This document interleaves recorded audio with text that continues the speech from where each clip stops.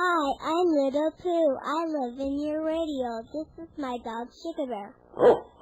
He lives in here, too. I'm William Cooper, and you're listening to the Hour of the Time. I pledge allegiance to the flag of the United States of America and to the republic for which it stands, one nation, under God, indivisible, with liberty and justice for all. A long, long time ago, I can still remember how that music used to make me smile. And I knew if I had my chance that I could make those people dance, and maybe they'd be happy for a while. But February made me shiver with every paper I deliver. Bad news on the doorstep, I couldn't take one more step. I can't remember if I cried when I read about his widowed bride, but something touched me deep inside the day the music died. So bye-bye, Miss American Pie. Drove my Chevy to the levee, but the levee was dry. Well, ladies and gentlemen, we couldn't get Joe from Texas on last night, but we've got him on tonight. Welcome to the Hour of the Time, Joe. Hello, Tom. Gosh, I'm going to Tom, for this all. I'm going to reach through this microphone all the way to Texas and smack your cheeks for that. Upside my head. I understand. No, I appreciate you giving me this time to explain. I got a tape of what was said, and I can understand where they got, the press got what they got. I left a sentence hanging. I left a paragraph hanging. You understand? Because the talk show host, David Gold, brought up another subject right in between thoughts, and I left something unsaid. Well, what were you talking about? Nobody out there knows what we're talking about except you and me, so why don't you... Well, by and large, if anyone's got a hold of the Internet lately, by and large they stated that I stated that for a long time these Mexican gangs, primarily Mexican gangs, had been robbing trains along the Mexican border, and they had been doing this, and for some time evidently had been called Sons of the Gestapo. That's basically what was on the Internet, right? Yeah, that's basically correct. Not only the Internet, but some of the wire services, too. And some of the wire services. But that's not exactly what I meant at all. Or meant to say, or would have, if allowed to complete my thought, would have said. What I meant was, there's a group in this country, it's pretty well organized, you know of them. It's a border states annexation group. And what they intend to do is, at some time or another, annex these certain border states, which they think were stolen from them. Well, weren't they? Yes. All right. But we can't freeze time in the 1800s. You can't go home and you can't turn back. Everything goes forward, Bill. And they have to go forward as well as we do. Yeah, they're not going to get those states Back back. to pre-1913 also, but we can't do that either. Yeah, they're not going to get those states back, but No. but we're going to be truthful about it, too. We did steal them. Yeah, we did steal them. I didn't deny that. Yeah. And I didn't deny that the French and the Louisiana Purchase, they had no right to sell what they didn't own. You understand? I never, that's another story unto itself. But my problem is that I blame those individuals, not only them, but their fellow travelers, which are gangs. There's the organized group, and that provide cover generally for those who are not card-carrying members. You do understand. And that was what I intended to say. But I got off into Christopher Ruddy and his problems on 60 Minutes and didn't get a chance to finish the thought, okay? And I left something out there hanging that sounded like something I wouldn't want to say, okay? It's a matter of honor, Bill.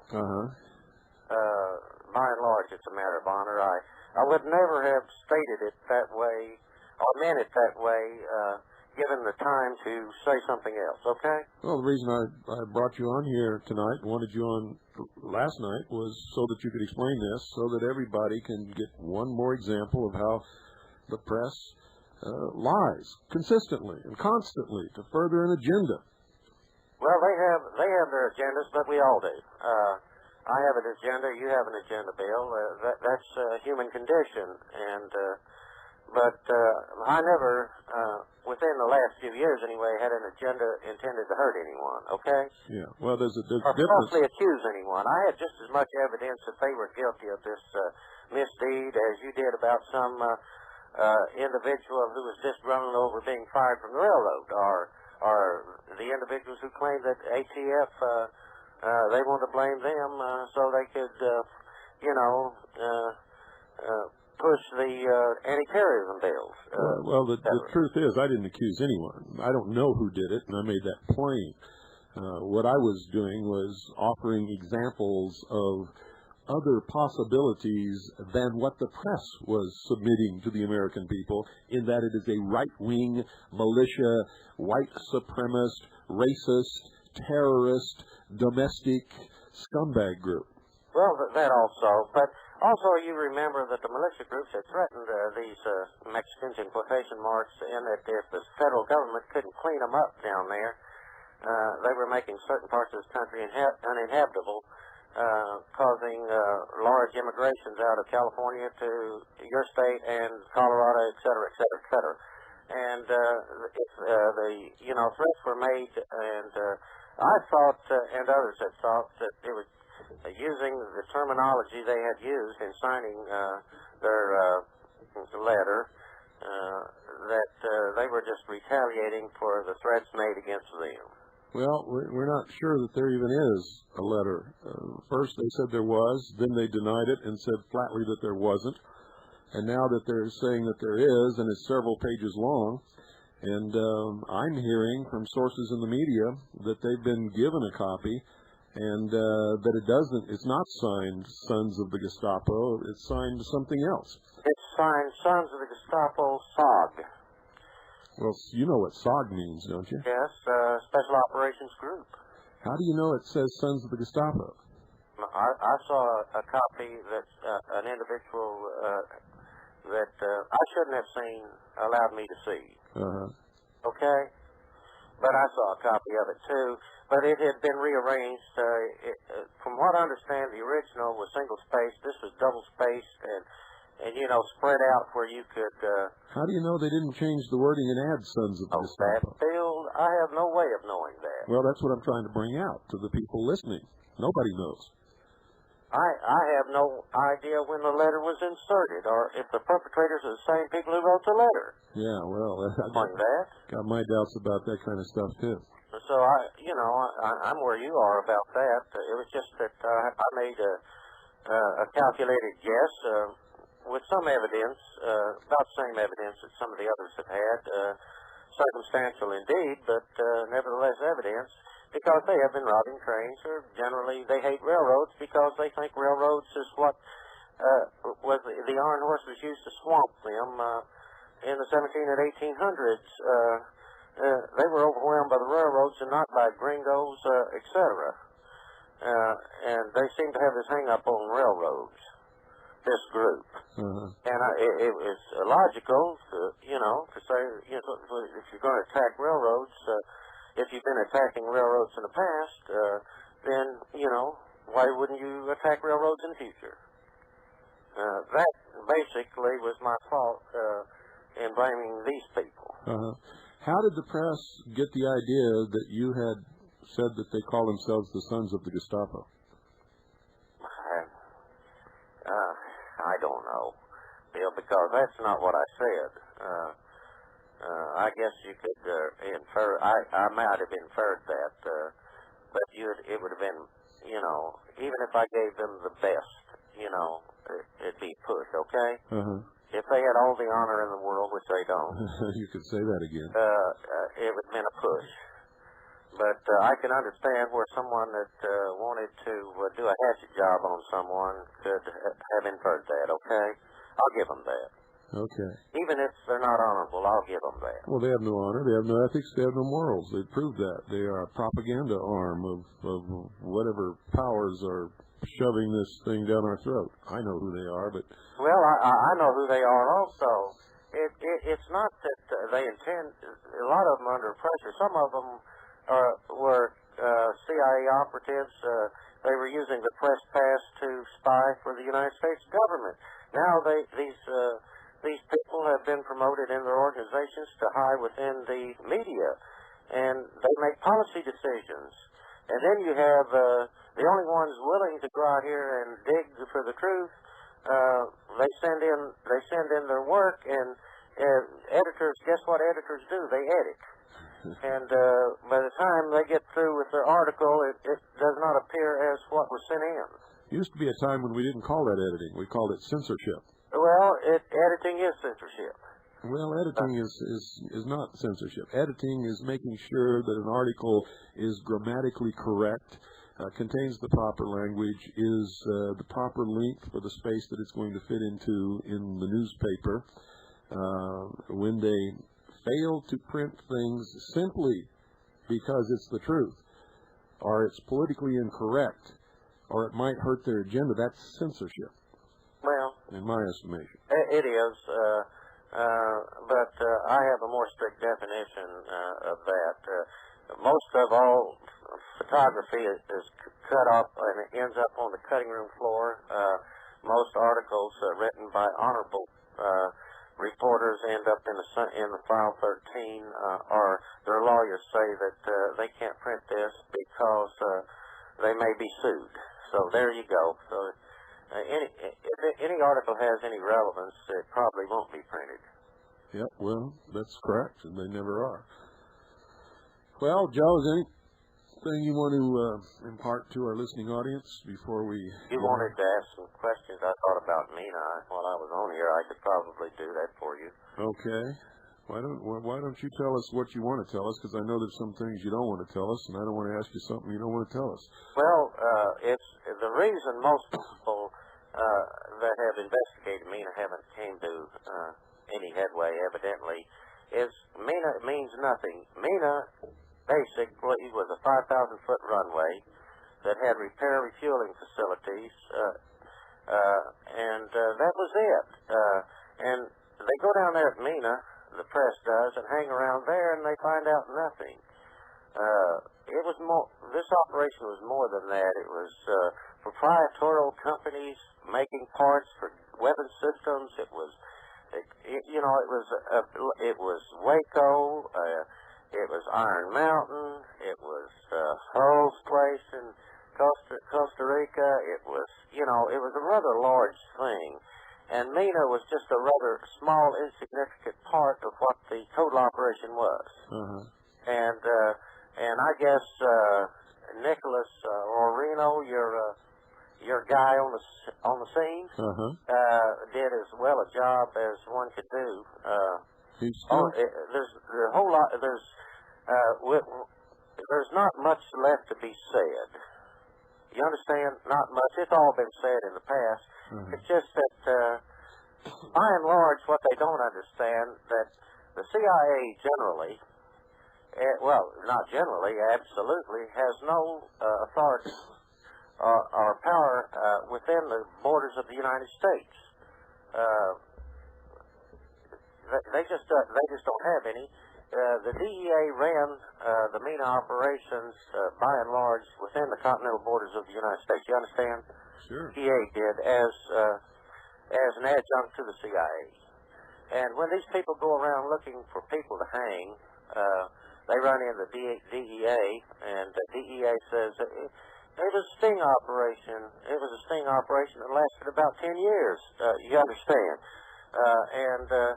And that's what poor old Terry Reid, him and his court case down there, that's what he's ran into. And this thing is going to be long forgotten before anybody of significance gets persecuted or prosecuted. You understand that, don't you, Bill? Well, I have no inkling at all that anybody of any merit or note is going to be prosecuted, period. And all these people that claim that Clinton is going to be impeached and go to jail and all that, they're dreaming. It's not going to happen. You know, I've said if they really wanted to stick some people in jail, if they really wanted to, and I've said it over and over again on these talk shows, to my own peril, you understand, about if they really want to find out where the money went, which everyone wants to follow money trails. That's how they put people in jail these days. They follow the money trail. If they want to follow the money trail, they'd go through American Express International in Brownsville, Texas, to Coral Reinsurance Limited, Barbados. By just a straight line, when BCCI closed down or started getting into trouble and money started moving, Bill, it moved through those routes. And the original setup money for that company in Barbados came out of ADFA, the Arkansas Finance Development Authority. And the $5 million of the startup money came from there. Should tell you something. If they really wanted to get to the bottom of this, they could. And right after BCCI, $250 million was transferred through that little one-horse bank that has a 100-horse capitalization to that insurance company in Barbados. You understand? Sure. And I've said this over and over again, and if they really wanted to nail these people to the wall, they go to the Miami field office of the DEA and ask for, under Freedom of Information, 12B-151, and it would tell you about, generally, without a whole lot of blacking out, the DEA's activities within Arkansas. Did you know Barry Seal? Yes, I sure did. He was a friend of mine, if an individual can be a friend. In fact, a knowledgeable person. A thug. But I've known in my life a lot of thugs, Bill. So, more or less, he's not one of those people you probably want for a next-door neighbor, but he's probably one of those persons you'd want to know when the crapola hit the fan. He's one of those. Yes, I knew Barry. I knew him, for a long time. Was Barry working for somebody else, or was he doing his own deal? He was... well, you have to understand... the biggest laugh I got in this whole thing was looking at Terry Reid and John Cummings' organization structure in his book. I laughed for 2 days, and the whole thing was ridiculous.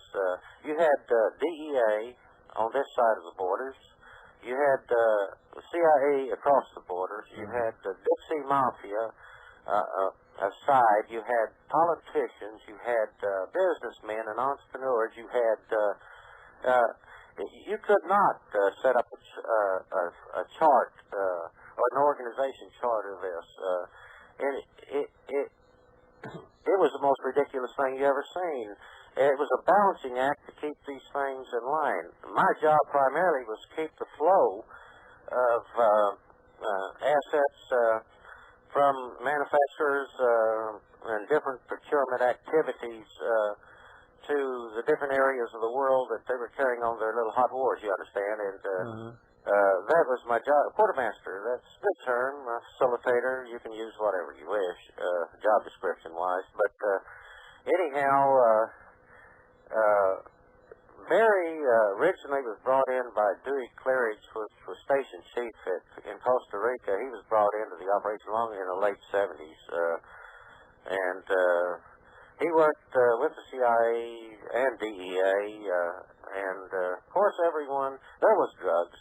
I'm not about to deny that, but there's been drugs in his financing of off-budget military action for a long time. And this goes back to Laos, Air America, etc., you understand. Oh, yeah. My good friend John Lear has filled me in on all of those things. Oh, he did. One of my best friends from Air America in that time frame was killed, was shot down in Nicaragua. Another one by the same name as yourself. Yes, I know. But anyhow... Hassan Foos was on that plane. Pardon? Hassan Foos was in How that the plane. creep. He'll get his. But anyhow, laying that all aside,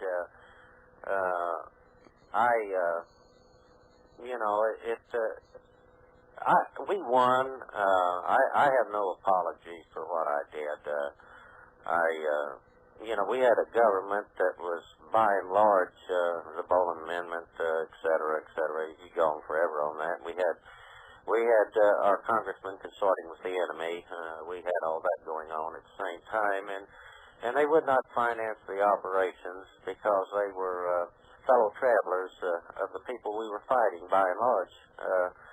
I don't have any apologies, Bill, for what I've done. Joe, I got news for you. What? I got news for you. We didn't win, and the fellow travelers are going to have their one world socialist totalitarian government pretty darn soon. Well, looks like not all of us are dead, Bill. You're not dead, are you? No, I'm not I'm dead. not dead. But I got to tell you something. There isn't enough of us right now. There's enough to fight a guerrilla war for many more years than they want to deal with, I'll tell you that. But most of the sheeple will go along with whatever they're told. You know that, and I know that. Well, I think they will until it hits the fan, Bill. I think you can push the American citizen only so far. I think that once it hits the fan, you'd be surprised how much help you'll get. Well, I think you're right. I think we'll get some help. But by and large, most of the population have learned to love socialism. But I will also tell you this. The American government cannot depend upon its own military. Well, we know that, too. Tell you that. You don't have to tell me that. I know that. But anyhow, because I have sources and friends still in at the general level. But anyhow, neither here nor there. It's just that, did you have anything you wanted answered? Someone said I was going to get a hatchet job. Go ahead, hatchet me, Bill. Why should I do that? I don't know. I don't know, Bill. Sorry. The only people I ever hatchet are fools and the enemy. I hope I don't fit any of those. I have no respect for people who cannot use their intelligence, and I have no respect for the enemy. Period. I don't. I feel the same. The only thing that I've ever disagreed with you on primarily is that on the party that the more they split us up or fragment us, and if we participate in that fragmentation, we're only hurting ourselves. That was my only disagreement I ever had with you, Bill. We're not fragmenting anybody. You'll notice that the Constitution Party does not have a presidential candidate.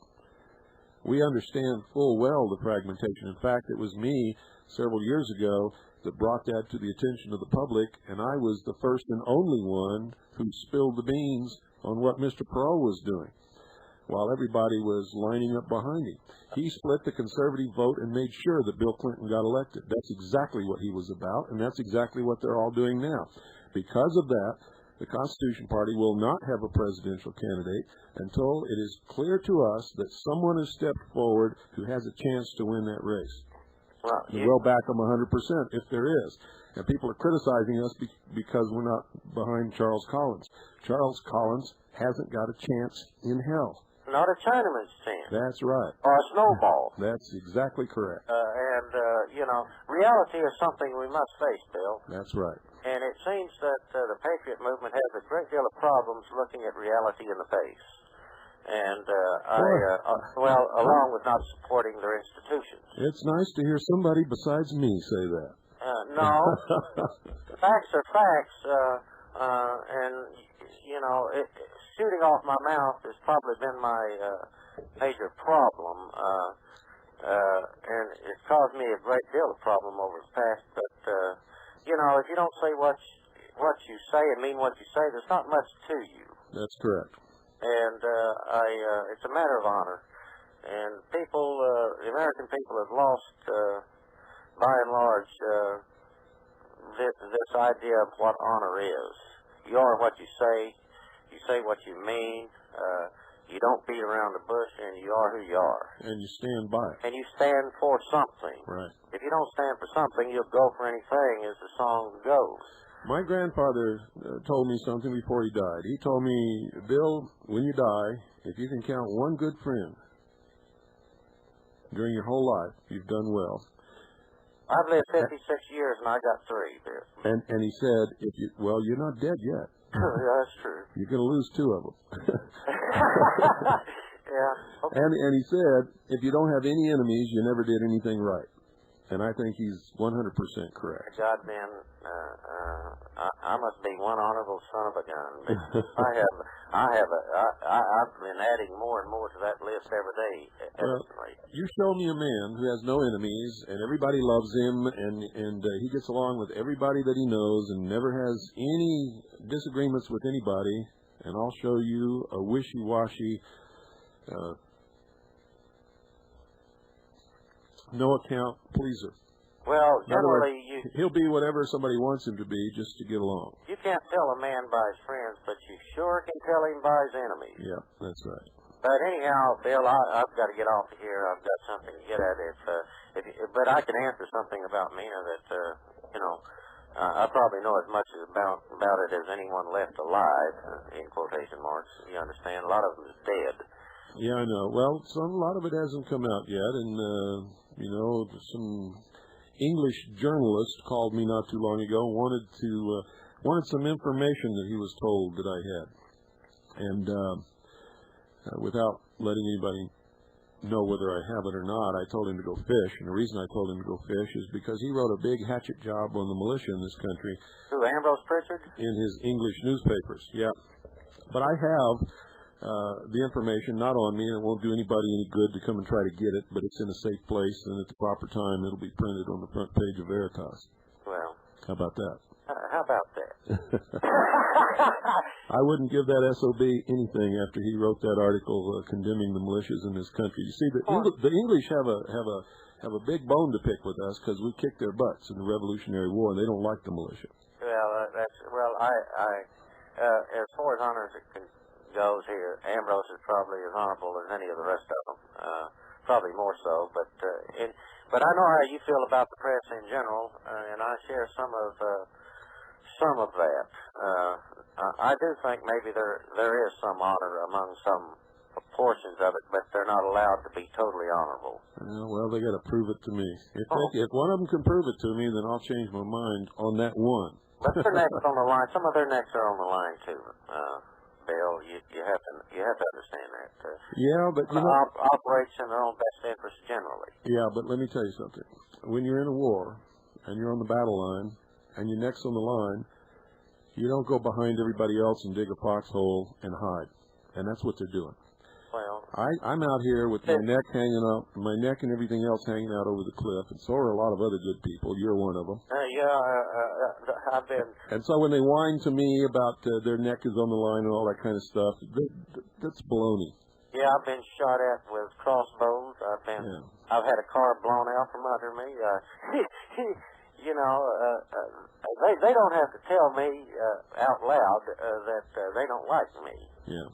You understand? Oh, I know. I'm either a threat or are something to be squashed. Let me tell you, my friend, I know exactly who you are. And you go back and tell whoever told you that I was going to rake you over the coals that they don't know their you-know-what from a hole in the ground.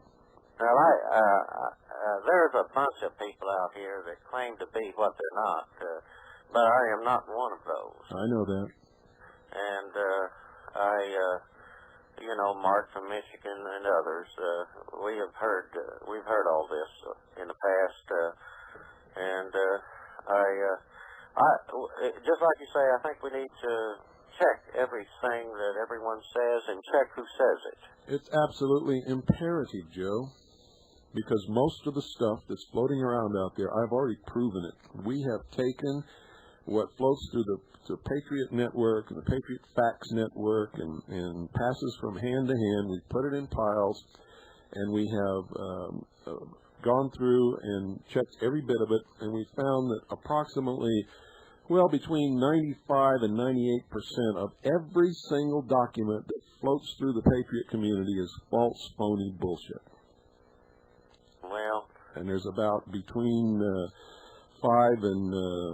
2 and 5% that's genuine.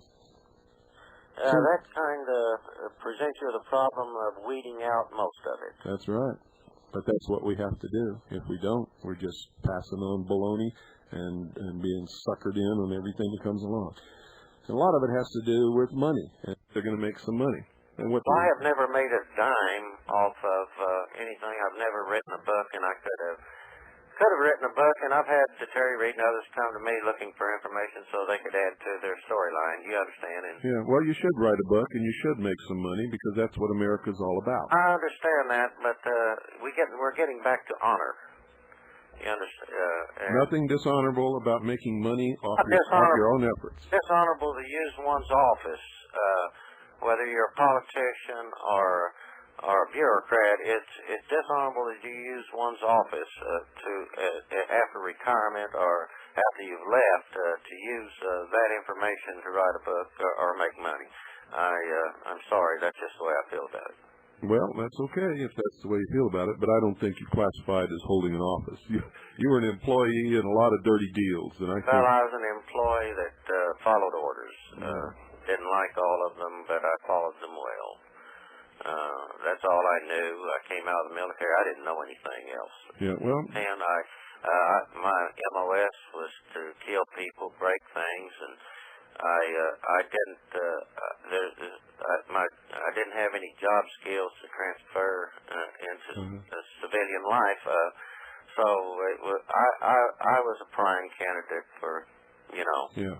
And I know exactly what you mean, and I know exactly what you did, and I know exactly what you're talking about. I don't know everything that you did, but I know an awful lot about it. And I also know this, that we can't do that anymore. I did a lot of those things when I was in the military and when I was out. I did things because somebody told me to do them because I thought it was my patriotic duty. And when I look back on them and really did some checking, it wasn't my patriotic duty, and I wasn't helping this country. I was hurting it. And that's exactly what Hitler's stormtroopers said. They were just following orders. So I love you, and I know what you did, and I know what I did, and a lot of other people did, and we've all got to stop it. I think maybe we probably need to make amends in whatever way we can. I have guilt feelings also, and we're all human beings, and we feel like human beings. We do some things that are not human in our life, and that's why there could never be a utopian world government. That was what I was getting. It's still got to be run by human beings. Perfection is not going to be reached in this time. Nope. So I don't know, Bill. I've thought about this a long time, and I've talked to others, and the solutions. I disagree with you that in my life I was told that he who gets there fastest with the mostest usually wins. He who throws the first punch and it's the final punch wins, et cetera, et cetera, et cetera. And you've always said, let them fire the first shot. I don't agree. Well, there's a lot of people that don't agree, but in my research and my study, this war is going to be fought largely with propaganda, and believe me, if the people, without any force of authority granted to them by the majority of Americans, fire first at anybody who belongs to the government, they're going to lose the war. We cannot compete with their propaganda machine. And most of the American sheeple will believe whatever Dan Rather tells them on the 6 o'clock news. But you have to remember the Russian Revolution was started by 12 people, and the sheeple, by and large, are irrelevant here, Bill. I hate to say this, but it's true. The Nazi Party was a rather small group. Most of the major movements, whether it's in China were rather small in the beginning, and they grew. And a few people kind of swam in the sea, hid in the masses. Hid in the masses, hit and swam in the sea, as Chairman Mao said. The structure will crumble if this American government or the powers that be, I don't think have the guts to try to protract the Civil War. No, but that's not the whole point of the thing. You see, socialism generally comes to power through revolution brought about by the people who think that they're going to get something that they never end up with. And that's... So does capitalism, Bill. Pardon? So does capitalism, by and large, revolution. Power is something that very seldom gets changed without violence. Chairman Mao was also right about that. I know you don't want to hear me say that, but it's true. No, he was right. Out of the barrel of a gun. Power emanates from the barrel of a gun. That's correct. I've said it over and over again on this broadcast. Oh, you have? Well, yeah. But anyhow, I believe that. Chairman Mao was not wrong in many things if you're talking about revolution. He pretty well, him and Tito probably knew as much about it as anyone did. He was an expert. They wrote the books. But, so that's why we need to keep out of Bosnia, by and large. Because those people not only wrote the books, they kept the books. The problem with Civil War, Joe, is the people may be fighting it, and the people may have honorable intentions, but I guarantee you, when it's over, somebody will be in power that they never dreamed of being in power, and they're not going to get what they want. Well, they very seldom do. That's right. The problem. And those that gain power end up backing the intellectuals that help them gain power. Oh, yeah. Boy, that's what I can't understand about these so-called intellectuals. They don't read history, and they're supposed to be the experts on all this stuff. Oh, yeah, but they're going to get it. They're a threat. They sure are. Intellectuals are a threat from whatever spectrum you're looking at them from. They're the first ones executed always. Paul Pot did that sort of thing. They did it in the French Revolution. Paul Pot did it. They did it in every socialist revolution that ever brought socialism or communism into power. Every penny-ante little war that ended up with a dictator. And all of these things have always brought about the end of what they call the intelligentsia in those countries. They ended up fertilizer. There's not any of them left in Cambodia at the present time. All the doctors, all the lawyers, all the professors, they're gone. That's right. They ended up in the bone piles, and it was. I think our collegiate elite ought to take a good look at that. I can prove that they're not as smart as they think they are just by who they're backing here. Yeah, well,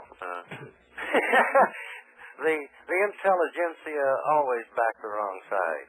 Yeah, isn't that something? Isn't it? They're supposed to be the high intellect, and they tend to, by and large, put their necks in the guillotine. That's right. I understand. Yeah. I really don't, but maybe I haven't lived long enough to understand it. Well, I don't understand it either. I've tried to figure it out. I can't understand it. It's easy for me to figure it out, and they can't figure it out, and they think they're gonna come out ahead. They're gonna come out dead, and it's always been that way. And if anything travels in one direction for a long period of time, it has a tendency to always travel in that direction. Yeah. That's a physical law. Uh-huh. Things are not going to change. The more they change, the more they remain the same. That's correct. And I don't know. I keep there's a little hope left for forth, Bill. But I keep. It's hard to maintain any in the present atmosphere. I've thought about this a great deal. I do a lot of thinking about this, and I used to think that I had all the answers, and the older I get, Bill, the more confused I become. Someone says that's just the more knowledge creeping in. When you finally decide you don't know everything, then you have reached maturity. Well, it's what happened to me. I started out at 16. I knew everything in the world, and I've ended up so far at 50, low 50s. It doesn't matter. We're about the same age. What the number is, but it's low 50s. And I'm discovering, and I've been discovering for many years now, that the more I learn, the more there is to learn, and that I don't think anybody is ever going to live long enough to learn what they need to know just to make this world a better place. Well, maybe it's what they say, it's the struggle that counts, and maybe without the struggle, life has no meaning. Did you ever think of it that way, Bill? Oh, not only thought about it, I've done whole shows on it. It's the core of my belief that you must participate. Life is for the living. You must make a decision at the fork of the road, and you must fight the battles. If you don't, then you're dead. Life has no meaning if you don't. That's right. That's exactly right. So, I just wish that, but I do appreciate you giving me the time to explain. I felt that I needed to explain what I meant. Well, I appreciate your coming on. I've not done this before. I've called in, for the 2-minute segments between commercials to certain people. David Gold is a friend of mine. I think he's a friend of yours also. Yeah. We're don't always agree, but we agree to disagree. It's not a requirement that we all agree. It is a requirement that we all stop believing people blindly and start thinking for ourselves. Well, that is a definite requirement. That is what I intend to do. I do not follow orders any longer, and I do not follow individuals any longer. Good for you. I don't ever intend to do that again. I have reached another plateau of existence, if you will. Welcome to the club, or maybe you're welcoming me to the club. I don't know which, but I don't know which got there first, but it's not necessary that we even know that. That's right. So I do agree with you on most things. I'm still working on others, and I'll reach my own conclusion, I suppose, in some future time. And I hope that I don't remain the same as I was yesterday, and I hope I continue to learn. Well, good for you. I hope we all do. And you have done a great deal. You've been kind of the lighthouse out there in the darkness to a bunch of people, and I know that you're pissed off at the sheeple, but most of them haven't had the life experiences that you and I have had, Bill, and it's hard for them to understand. We're the total sum of our life experience, Bill, and you have to give them that. You understand? And at some point in time, they'll come aboard. I have to believe that.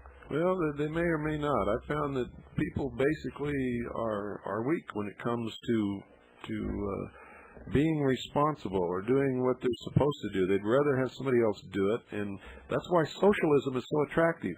It doesn't demand that anyone be responsible. It doesn't demand that they do anything necessarily to survive. In fact, it says, whether you want to survive or not, we'll force feed you. Well, don't worry about those characters. I spent my whole life whacking those people, understand, on the world stage, so I'm sure that they don't have any love for me, and I surely don't have any love for them. Yeah. I've said that there's two people in this world that have killed more socialists than I have, and that was Chairman Mao and Stalin. And only those. But they're not necessarily. We did a clean-out job in Southern Africa, or Southwest Africa. With Jonas Savimbi, Oh, you wouldn't believe, and that's why, Mena and the environs of that operation was my Thule, Greenland, Catholic, Iceland thing, you understand? Huh? Yes. And for blowing up American oil interest, which I was told not to touch. But we smoked them, and therefore I got called back and placed in a position where I had to fail. So I don't know. I've got a lot to answer for, but I'm not going to apologize for it. Okay? Well, that's up to you. But a lot of people think that I have that I should do some mea culpas. Well, you remind me of my dad. All my life, he would just do some terrible things, and then when somebody would ask him why he never apologized for those things, he said, well, he thought that was a sign of weakness. I think it's a sign of strength. I've apologized to many people. I've apologized to my listening audience. Whenever I do something wrong, I hope I always have the good sense to apologize for it. But I understand exactly where that attitude comes from. Many of us were raised that way, or reared that way, is the proper term. And it's hard to get rid of what you've been taught all your life, isn't it? You are the sum total of your life experiences, and that and it's hard to change that. It finally got for me that killing socialists was the normal thing to do, or communist. And I participated in the massacre of a great deal of them. But I lost a lot of friends along the way. I think it's kind of even Steven. You know what I mean? I think it's even Steven. I think I gave and I took, and life usually balances out. I lost a lot of friends in this, and I'm continuing to lose them. So, wait till you find out what I found out. That at the very top, there wasn't any war. That's why the United States and the Soviet Union never had any clash. Never. This whole Cold War was cooked up by but Roosevelt, Stalin, and Churchill. I understand that, Bill. So they had people like me and you running around killing each other for nothing. I understood that, but... Their whole goal from the beginning was to mesh capitalism with communism and create a socialist world totalitarian government where... And well, nearly succeeded. Yeah. Well, they haven't lost yet. They're well on the way to succeeding. Well, I'm not so sure it's not a fatal accompli, but I don't know. There's a bunch of us out here, though, Bill, that could go back to doing what we were doing. You understand? I understand that, but what would you be doing? Well, I don't know. It would be pointless. You had a defined enemy at one time. It's hard to define who one's enemy is anymore. Yeah, but you see, it never was an enemy. They never were our enemy. The whole thing was concocted. I understand that, but we on the battlefield accepted the definitions. Yeah, we did, because we didn't know any better. But I wouldn't do it today. If they came to me and pointed over there and said, "That's your enemy, go get them," I'd laugh in their face. But Bill, some of us knew that while we were doing it, and maybe that's where apologies need to be made. Yeah, well, I would agree with you. I had came to that conclusion while we were shooting. So I maybe do have some apologies to make, but I don't know to whom. See, that's the problem. Well, who is the enemy, and who do you owe apologies to? Yeah, I think Pogo had it right. He went off in the swamp with Churchy and all the rest of them in their little boat with their little tin pots on their head and their wooden swords. And a few Sundays later, he came back and beached his little Piro on the beach there, and Mrs. LePew came down, and he held up his sword and said, "We have found the enemy, and they are us." Yeah, well, that's true. We tend to be our own worst enemies. That we were told in the past by our parents. We are our own worst worst enemy, and by and large, you know, they were right about a lot of things. They kept these little old sayings that we kind of cast aside at the time, but come back to haunt us. Well, they used to practice wisdom, and I don't know what's good. Can you hear me? Yeah. Okay. They had wisdom and they had common sense, and common sense has disappeared by and large. Most people don't even know what it is, and of course we've lost our wisdom when we started warehousing our old folks in these nursing homes. When they should have been in the family home taking care of the grandkids. That's right. That's right. And now children have lost any concept of what death means because they never see anybody die except on television. They also lose make-believe. The ancients, mm-hmm. Which are passed on through grandparents. That's right. Which is the core beliefs in culture. How sad and how shameful. But how did, you know, let's correct all this, Bill. Well, I think that we're all trying. I know you're trying. And I know I'm trying, and I know a lot of other people are trying. I don't know how successful we are, but I know that we're trying. I think we're making some sort of headway because people are beginning to take pot shots at us. Well, that's... And verbal and others. If our enemies don't take pot shots at us, then we're not doing our jobs. Well, in this day and age, let me tell you what it means when they acknowledge your existence. It means you have hurt them grievously when they even mention your name. Well, they have mentioned my name. Because their policy is to ignore their enemies unless you are injuring them grievously and they are forced to deal with you. When you become the brunt of a propaganda attack, as I have, as you have, as many others have, it means that we are hurting them. But it doesn't mean anything if most of the people believe their propaganda and turn against us. The truth don't set them free, makes them angry. That's right. But the truth will generally set the sheeple free. I believe that. Some of them. Well, a lot of people have awakened. I'll grant you that. Since 1988, when I had to travel 1,000 miles to talk to two people, and by and large, they really didn't want to hear it. Now, it's not the case. I do understand.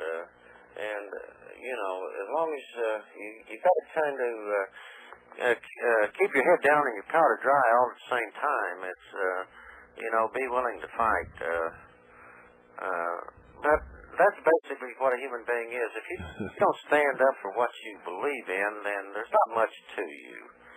And I would hate to be left in this world with a tombstone that read, "Here lies so-and-so." I wanted to read that he did something, you know. Uh-huh. I would like something to the effect that he did his damnedest. And, and I hope, and along in doing your damnedest, maybe we'll succeed. We have to believe that, Bill, or there's really no reason to go any distance forward. Well, you know what I believe? I believe that we're taught wrong when we're told it doesn't matter whether you win or lose. It does matter. Yes. It always matters. And if they do not give trophies to losers. That's right. And there's something else that matters. Whether you do win or lose, it does matter that you fought the battle and that you made the right choices in fighting the battle. And you did it honorably. Right. And, of course, we need an honors code. It may take a long time to win. So what? Our grandchildren may still be fighting this battle. What teach the grandchildren the truth, and they will be raised up in the right ways. You know, you don't have to be the last of the warriors. Oh no. And just send more warriors into the field. That's right. So that's what we've got to do.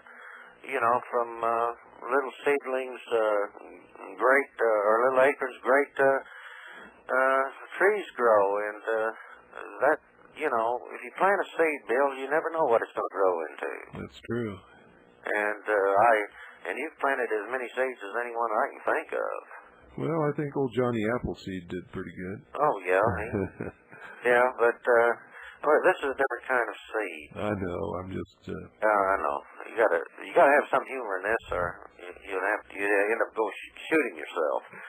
Because there's very little humor in what you and I have been participating in for years. That's correct. There is no humor here, and if you know, there's nothing funny about war, whether it's ideological war or it's an actual hot war. There's just, you know, there's nothing really funny. Even spitwads hurt. Yeah, and yeah, that's true.